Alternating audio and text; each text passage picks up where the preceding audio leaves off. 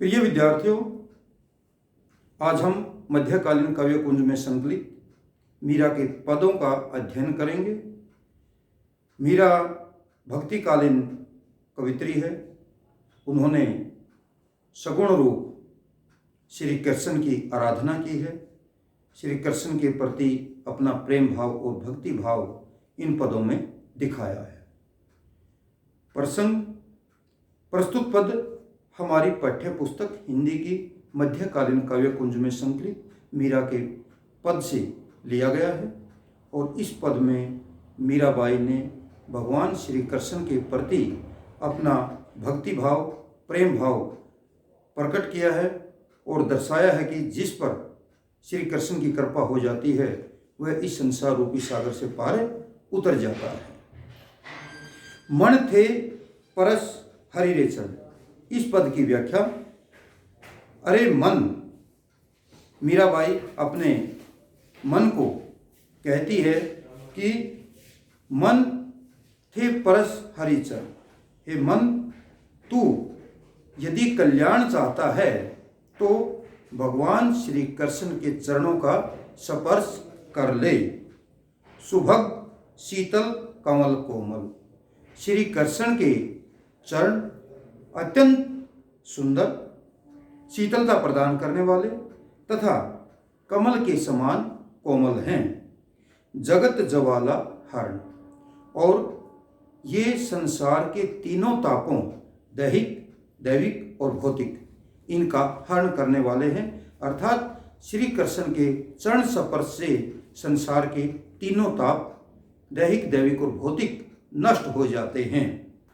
इन चरण प्रहलाद परचा। इन चरणों को प्रहलाद भगत ने स्पर्श किया था इंद्र पदवी धारण, जिन्होंने इंद्र के समान आसन प्राप्त हुआ। इन चरण ध्रुव अटल करचा। इन्हीं चरणों के स्पर्श से ध्रुव भगत अटल कहलाए। शरण अशरण शरण, अर्थात ये जो चरण हैं, इन चरण अपनी उन लोगों के ऊपर भी कृपा दृष्टि बनाते हैं जिन्हें इस संसार में कोई अन्य लोग आश्रय नहीं देता है। वो भी लोग इन चरणों से में शरण प्राप्त कर लेते हैं। इन चरण ब्रह्मांड भेटा। इन्हीं चरणों के स्पर्श ने ही इस समस्त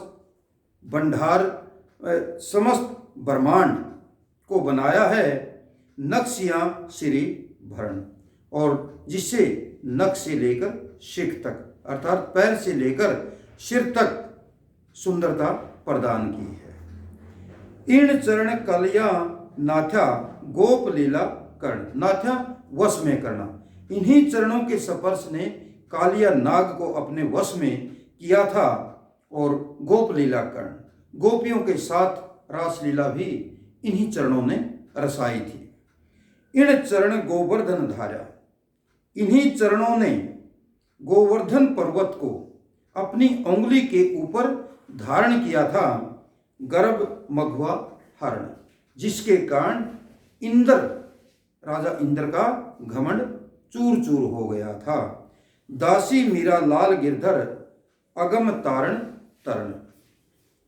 मीरा भगवान श्री कृष्ण की दासी, जिन्होंने अपनी उंगली पर गिर को धारण किया था, कहती है कि अगम तारण तरण, यानी कि गिरधर श्री कृष्ण इस संसार रूपी सागर से पार उतारने वाले हैं।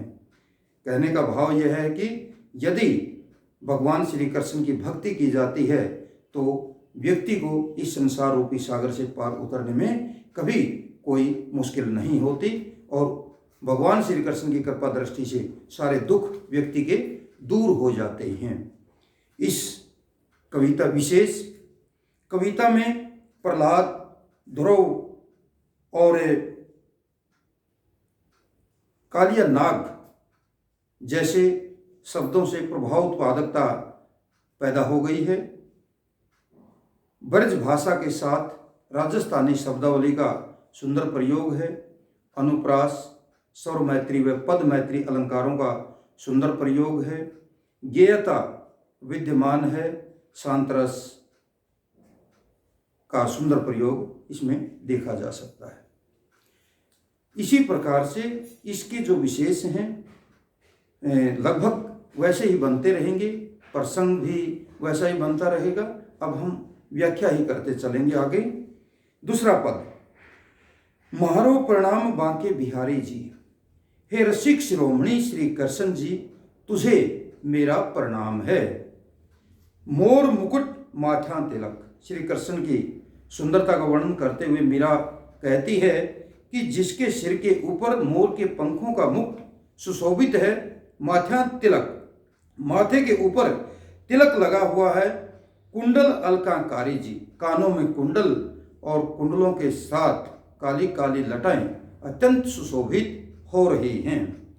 अधर मधुर धर बंसी बजावा, अधर ओठ, मधुर होठों के ऊपर रखकर जब श्री कृष्ण जी अपनी बांसुरी बजाते हैं, रीझ रिझावा ब्रज नारी जी, ब्रज की औरतें अत्यंत प्रसन्न हो जाती हैं या श्री कृष्ण की बांसुरी की धुन के ऊपर रिझ जाती हैं।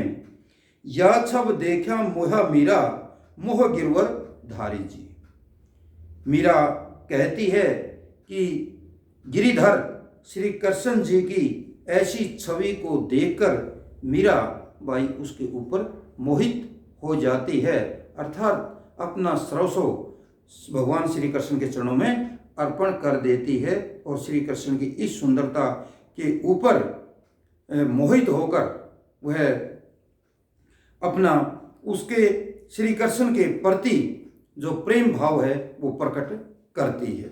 अगला पद, बचा म्हारे नैनन में नंदलाल,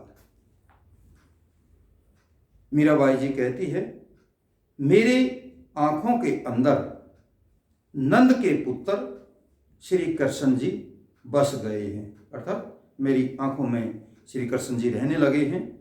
मोर मुकुट मकराकृत कुंडल, उसी प्रकार से श्री कृष्ण के शरीर की सुंदरता का वर्णन करते हुए मीराबाई कहती है मोर मुकुट, उसके सिर के ऊपर मोर के पंखों का मुकुट सुशोभित है।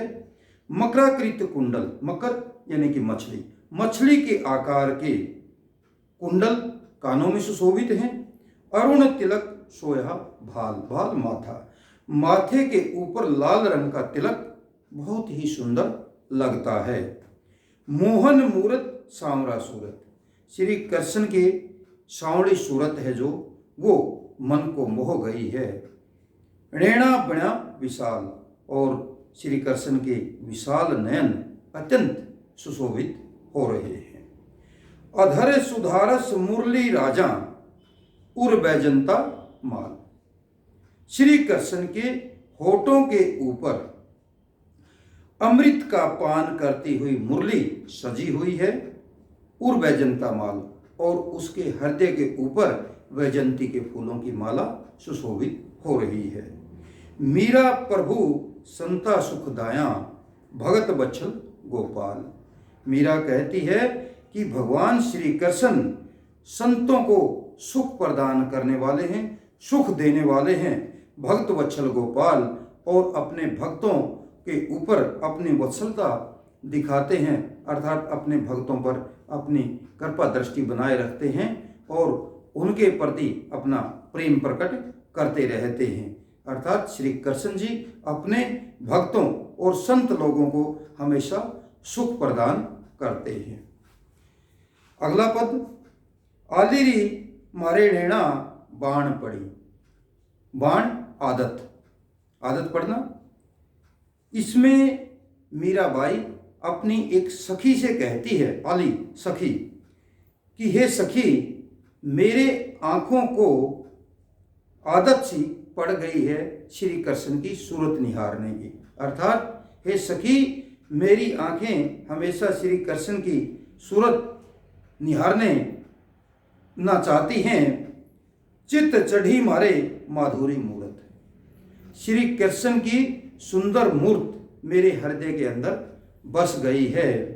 हिवड़ा अणी गड़ी, अर्थात उस श्री कृष्ण की मूर्त का एक कोना तिरछा मेरे हृदय में जाके अटक गया है, यानी तिरछा कोना अटकने के बाद कोई भी चीज उससे बाहर नहीं निकल सकती है। कब से ठाड़ी पंथ निहारा अपने भवन खड़ी, मैं अपने घर के दरवाजे पर खड़ी खड़ी कब से भगवान श्री कृष्ण के पंथ को निहार रही हूँ, उनकी तरफ अपनी दृष्टि गड़ाए हुए खड़ी हूँ। अटक्या प्राण सांवरो प्यारी जीवन मोर जड़ी, मेरे प्राण मेरे जीवन भगवान श्री कृष्ण के हृदय के अंदर अटके हुए हैं। जीवन मोर जड़ी अर्थात वह मेरे लिए संजीवनी का काम कर सकते हैं, अर्थात जब भगवान श्री कृष्ण की कृपा होगी तभी मेरे इन प्राणों को जीवन प्राप्त होगा। मीरा गिरधर हाथ बिकाने, मीरा कहती है कि मैं तो गिरधर यानी कि श्री कृष्ण के हाथों में बिक गई हूँ, अर्थात मैंने अपना सर्वस्व श्री कृष्ण के हवाले कर दिया है।